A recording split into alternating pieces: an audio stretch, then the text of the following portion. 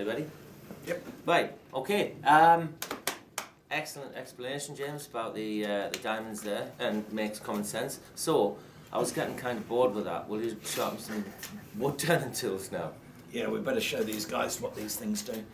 So I'm going to start with the credit card stone, the 300 grit and 180 grit. I think you'll find for quite a lot of your tooling the 300 grit is giving you that nice coarse sharp edge, as I call it, where the 180 will really raise that burr ever so quickly. It's almost like having your own pocket grinder there.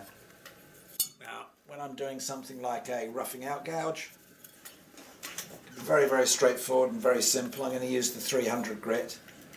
But I find that one of the easiest methods is if you're coming in here and you hit on that first shoulder and just increase that angle till you can feel the heel. The heel. Okay. Toe turn here. If you actually go straight in here onto the heel shoulder.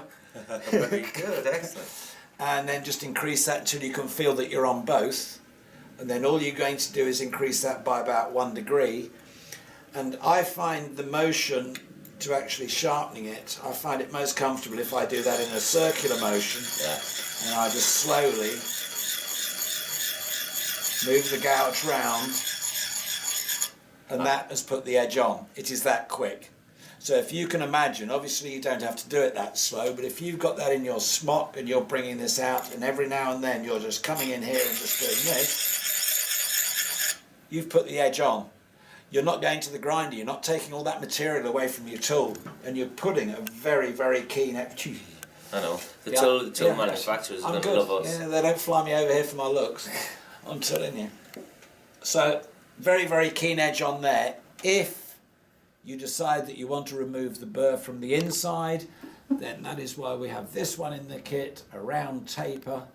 And what you must do here is make sure that this is flat on here, not slightly up. It's very important. Any sort of edge, all it is the meeting of two planes. That's what an edge is. So make sure that is flat on there, and then just literally, if you just wipe that round once, that's going to take the whole of the burr off. It's that easy. You use this on your flutes all the time, don't you? Yeah.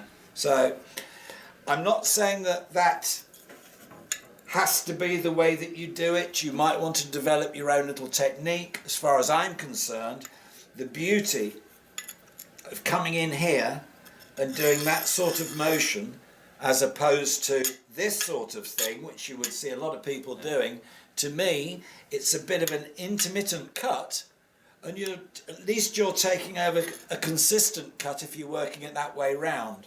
Similarly with the machinist file, this comes down to personal preference. I know a lot of the professional turners out there on the circuit who actually prefer that one because they like it in their hand. If they've got a bit of problem with arthritis or things like that, it's just a little bit more comfortable to use. I'm not saying he's got it, but JP loves using this all the time. So does Richard Graffin, and not name dropping, but so again, coming in here,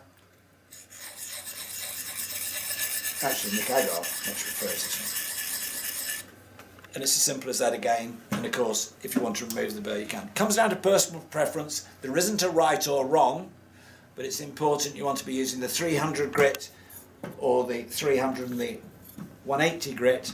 Majority of the times that 600 grit is a little bit too fine. But which one do you use? Would be ideal. I actually use them all. I like this one. I like this one because it fits in my box for taking out demonstrating. Yeah. You've got that handhold. It's a control, but I take them all out, to be honest, and it just depends what I'm actually doing how good or bad the edge is. Do you do that similar sort of technique? Yeah, exactly the same. I took my arms in here, yeah. Same thing, circular motion, and just move the tool. If you keep your arms out, you're going to start rocking. It's like tool control on the lathe. Same thing, get your arms in, get them together, and just around base, same as you, exactly the same. And what did we forget? Shit. We didn't put the fluid on it. Yeah, you should. So you should actually use them with fluid. Yeah. Now I did this on purpose to see if Jimmy had been paying attention, shit. Which obviously he wasn't. Bullshit. So whenever we're working with this, that's all you need to do. A little bit of that fluid. That will last well over 12 months. So the fluid there, it actually improves the cut as well. So we're coming in from there. Simple as that, and work it that way around. What's that one again? It's a parting tool. Oh yeah, a parting tool thing. So, would you work the 600 grit fine on that, or would you go with the 300 again? I would have to go with 300. Would you? It's that you're going back to that coarse, sharp edge. Okay. And remember, most of the wood turners, we sand to a finish. What we're looking for is a finish from the tool without any tear out. We all sand to a finish anyway. Yeah, maybe the odd spindle turner with the skew who wouldn't, but everybody else. So that's the kind of edge we're looking for. Yeah. It doesn't have to be that razor sharp, planed edge. It needs, I think, Mahoney thinks the same as well. A coarse, sharp edge. It's the tear out we're trying to get rid of. Okay. So again with this one, none of that's rocket science. You can see that we're on the total. You got that, focus, Mary? You can see that you're on the total edge there, and all you're doing is literally just here. You can feel when you're on both there. Yeah, straight. I know. Hey. I use them. Yeah. Yeah, But it's so quick and simple. Absolutely. Maintaining And the edge. it just makes it so much Maintain easier. your tools, keep them sharp. It's easy. Same with the ball gouge. No kidding. So what would you use? I do that in exactly the same way, whether it's that I'm using or this, exactly the same way. Get it into my body, tuck your arms in, find the heel. Remember the heel? Yep. Then the bevel. Then just rock it till you find the cutting edge, and again a small circular motion. After, of course, you put the fluid on the file, or the horn or whatever. So that would be, and again, running a fluid, running the rat tail. We used to call it rat tail, caterpillar. Just run a light stroke down there, and it does make a huge difference. Skew, again, just keep the same thing. Keep those angles. You can either do it that way, flat. You could drag it away from you. Again, after put the fluid on. And get a razor sharp edge. The beauty of all of this is it's so straightforward and easy to use with little pressure, and you're putting the edge on in 2 or 3 strokes. Actually, there's one other advantage of this one, which you pointed out earlier, and that's with the carbide, because we've got the 600 on that side. Yeah. One, show them that. Okay. So we've got here the 180 and 300, and then we've got 300, 600 here. Now, fluid on that, but if you can just pass me that credit card. So this is the 600 grit credit card, and I'm just going to show you how I would sharpen a router bit, which is going to be totally irrelevant as far as your wood turning tools are concerned, but there is a little bit of theory in my madness that hopefully we're going to get to. Plus the fact that a lot of the wood turners do have this other equipment as well. So all I do with that, and that is the beauty of this being so thick and not moving anywhere, is there's no bend in that whatsoever. I put that on the side of a work surface and I hold it like so. When you're sharpening something like a router bit, what you are doing is you are sharpening from the flat side to do the profile side. So it's the flat to do the shape. So when I'm sharpening something like a router bit, all I'm doing is bringing that there, and I count on one side, and I count on the other side. I'll lift this up, Mary, so you can see it in a minute. I'm just going to do this because then you can see what's happening. Get on your hand, where show them what you've removed. Now that is what I've just taken in that space of time from that router bit, and that is carbide. Carbide is very soft compared to diamond, but what we are doing is sharpening from the flat side to do the shape. Now, if we follow that theory through on the 600 grit, on this tool that we've been using on our gouges, skews, etc., all you have to do is sharpen on the flat side to do the shape. If you're using these carbide inserts, simply doing that will touch those carbide inserts up. Okay, and so hold on. How come all the manufacturers say you can't sharpen carbide, you twist them around, and when they've lost their edge, replace it? In my opinion, so I'm not sued, in my opinion, it's very good for business. Absolutely. Period. Absolutely. There's and also allegedly, I've heard various comments in the past where people are using special carbide. Very clever. Well, I use special carbide. Yeah, I was going to say. So what element on the earth is harder than diamond? Apart from your wallet, nothing that I know of. Get lost. I paid for it. Oh, you paid for the other night. Yeah, I did. So right, okay, so on any of these, even if it's round, square, whatever the shape is, I'm just doing that's a bigger surface so you can see that. All you're doing is working that on the flat side, and that will do the whole of the shape. So all your carbide inserts, keep them sharp, but you want to be working on a 600 grit to do your carbide. Do not go on to a 1000 grit diamond. It is too fine. You'll put such an edge on there that you'll just snap it off as soon as it goes into the wood. So we're going back to that coarse, sharp edge. That is why within this kit that we've developed together, there isn't something of 1000 grit, because you don't need it for your turning tools. So you can do all your inserts there. Any sort of shaped tooling that has a flat side, you can quite easily do them simply by taking that up and down there. No, you're not going to tell me that's difficult. You know, it's just, it is just so easy to maintain all your tooling. So anything that's got a flat side, you can do it that way around. So you can see the benefits of that straight away. That's a great tool. You can see the benefits of that already. That's a great tool. That is like having your own mobile grinder with you.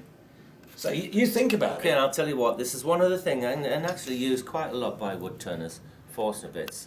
Oh yeah. Show them that. Okay. And then I'll let you go. No, I need to mention that as well. I can't afford your rates anymore after this. Yeah. So, something like forstner bits, everybody's got loads of blunt forstner bits. So I'm going to put a bit of fluid on there. And the actual edge that we sharpen is, that'll do, that edge there. If you've got that, Mary, that's the edge that we're coming up against there. That is the edge, and then we sharpen this edge. But all we're doing with that 300 grit is if I come in here, I can see from where I am now. Is that okay there, Mary? It will be if you give her time to focus, yeah. Slow down. Is it okay there or there? Put it back on your leg. I'm gonna there. And now just wait. Now you can go. Right, go for it. Yeah, I might Can just you start remember that what bit you were again. saying No, now? I'm going to start again. So with the forstner bits, the major edge that we're working on is this one here, here, and here. And then obviously we need to sharpen this edge. So all you're doing with that 300 grit is we're coming in here, flat on there. So it's just 2 or 3 light strokes. Probably more than 2 or 3. It will be for that one. It's been hammered. And you just work that around. You can see how easily that fits into that face Your chair's on the rocking. tooth. Yeah. Could be my spine. And then when it comes to this edge, exactly, rather than trying to do this sort of thing where you're not going to achieve very much at all, just like those router bits, all you have to do is come in from the back, and then that back is doing the whole of The whole cutting edge. Yeah. But, you know, without any problems at all. Yeah. So forstner bits, you can sharpen all those up and maintain those as well. Now, things like a ring.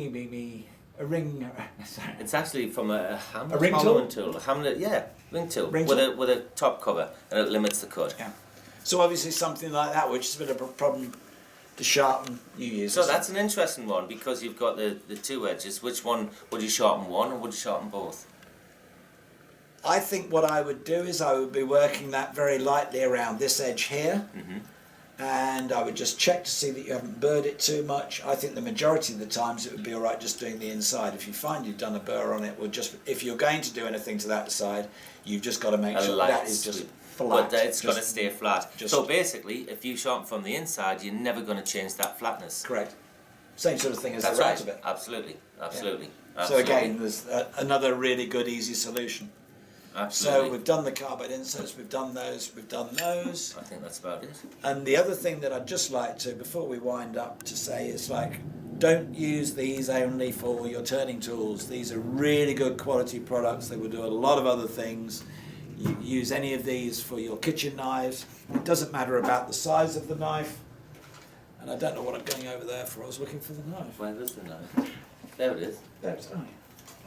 So, even down to a knife, if you take this just nice and slowly, you can either work it this way round if you want, or you can work it that way round if you want. So, all of these will do your kitchen knives. That one is... Cut the paper. Oh, sorry. I like that bit. Yeah? That's what I like. That's awesome.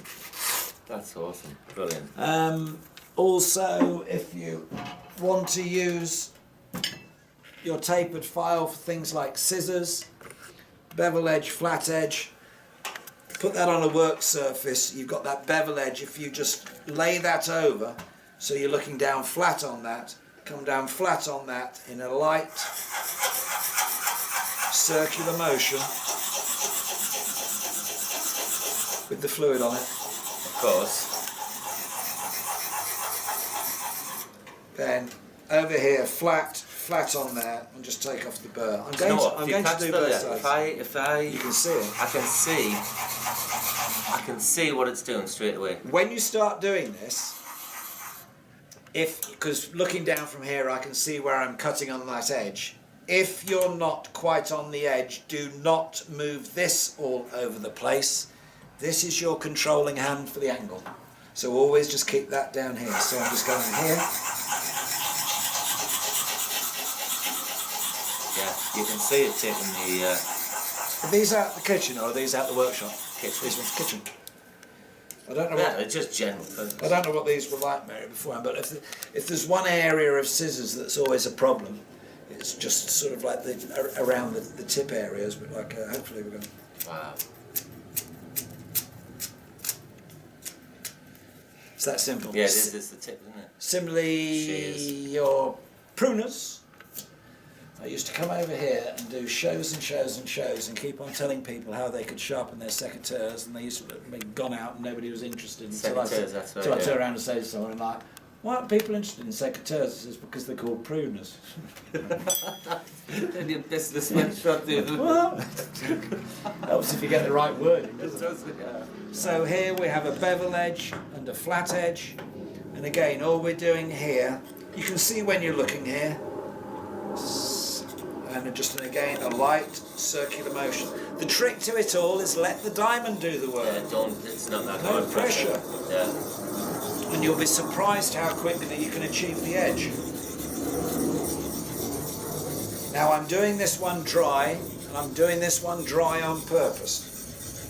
Straining it. Why? I'll show you in a minute. And then just take the burr off.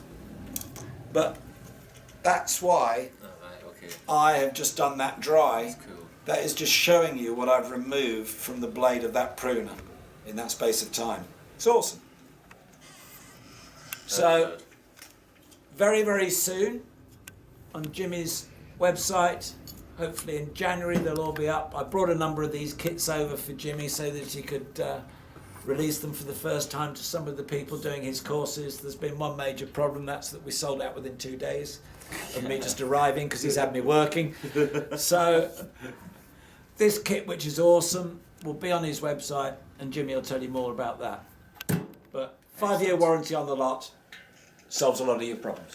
Providing you use the cleaner and the Cleaning block. and the clean block. James, absolute pleasure, mate. Always is. Great to see you again. And Tell the truth. it is. No, seriously, it's great fun. Ladies and gentlemen, thank you for watching. I hope you enjoyed that, and I'll see you sometime, someplace, somewhere. Thank you very much indeed. Later.